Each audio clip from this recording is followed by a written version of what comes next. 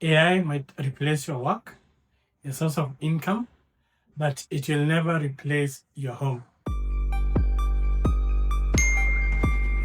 That is something I'm 100% sure of. Today, I want to take you through a step-by-step process as to how you own a home in Kenya as a foreigner or even as a local. And let me start with a foreigner.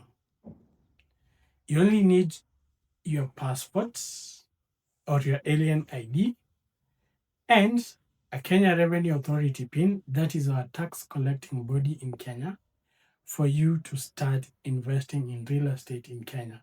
That is whether you want to buy land, an apartment, a townhouse, a mansion, or even a bungalow. And it is of paramount importance that I state that as a foreigner, you can only own land on leasehold basis, even though after expiry of the lease, you can renew your lease. And hence, what do you need to start this journey? After you get your KRA PIN, of course, I believe you have your passport or your alien ID. But after you apply for your KRA PIN, now you start hunting for the right investment opportunity that fits your budget. And you survey the different properties available using your registered agent. And after you identify your property, say you have identified this, a 4-bedroom show house. Okay, and then you have the living area. This is quite spacious. You can see by yourself how spacious the place is. Yeah. You see, the good thing about RP, it's an investment about family. You see all the properties that are coming up, they are only looking at, Airbnb investment. This is not an Airbnb investment. This is a family investment. You want to invest in your family. This is the good thing about this residence. Okay. You see here, it's the Nairobi River. All in suits plus SQ at 45 million Kenyan shillings. That is around 350,000 US dollars. Excuse me if I didn't get the conversion right, but should be around there. But say you have identified and settled for this 4-bedroom apartment in Lavington, you get an offer letter that is usually valid for 7 days. This gives you ample time to do your due diligence. That is, you do a title search.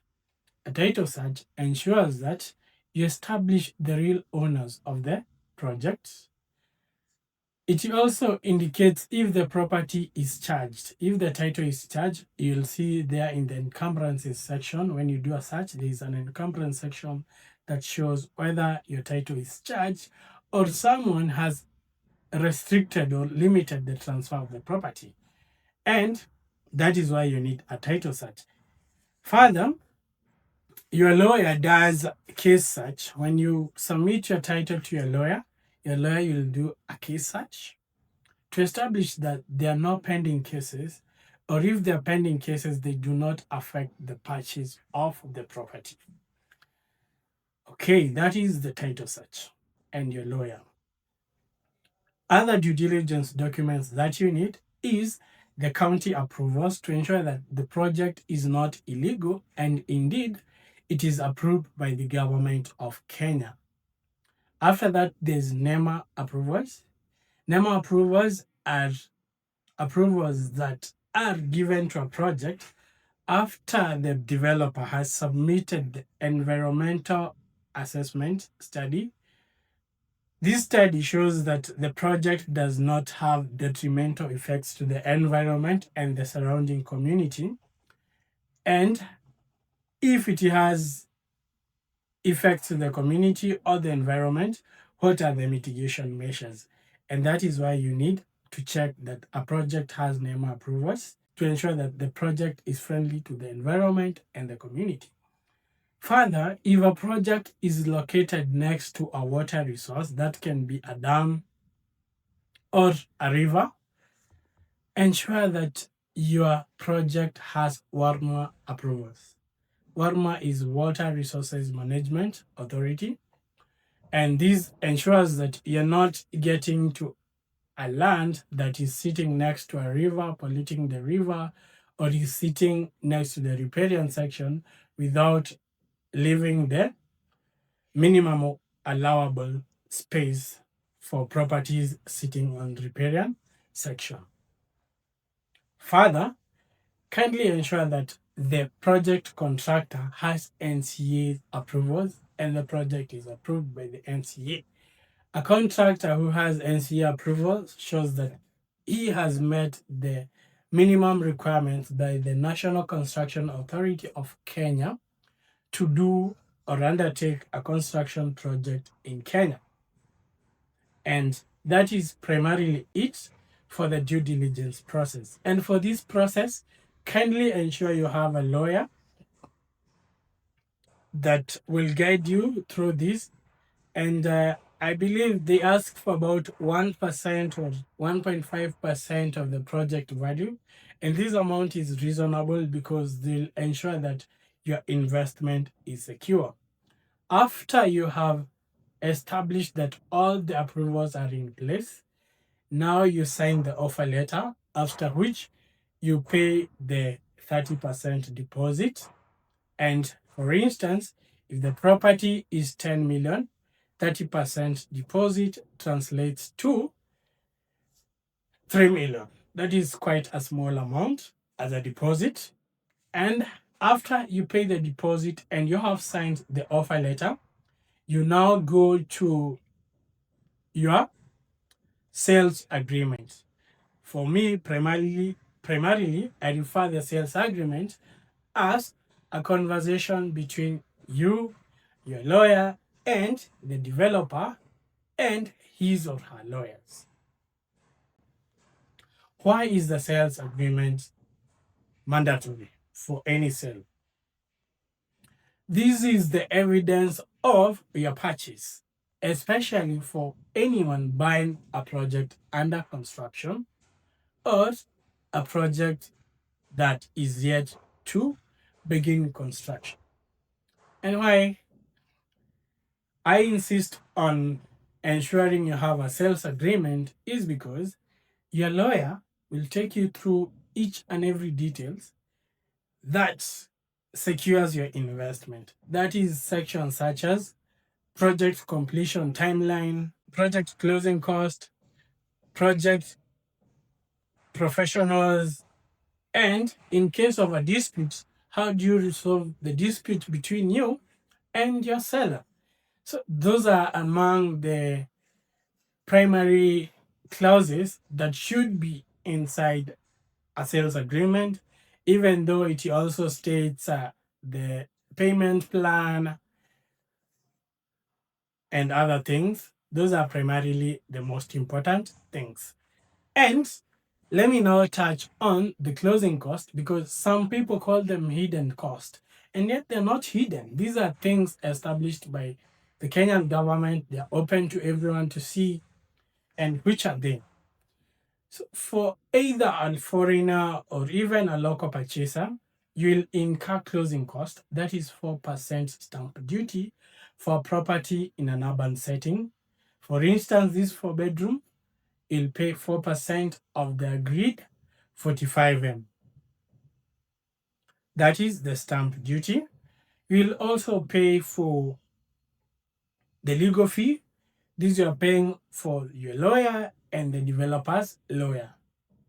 That is 3%, though sometimes some lawyers can negotiate all the way to 2%, but that is a conversation between you and your lawyers. Further, you'll have to pay advance service charge. Some developers ask for service charge in advance for 1 year or even 2 years, though 1 year is reasonable because that is what most developers will ask for. Further, there is title registration fee and surveying fee.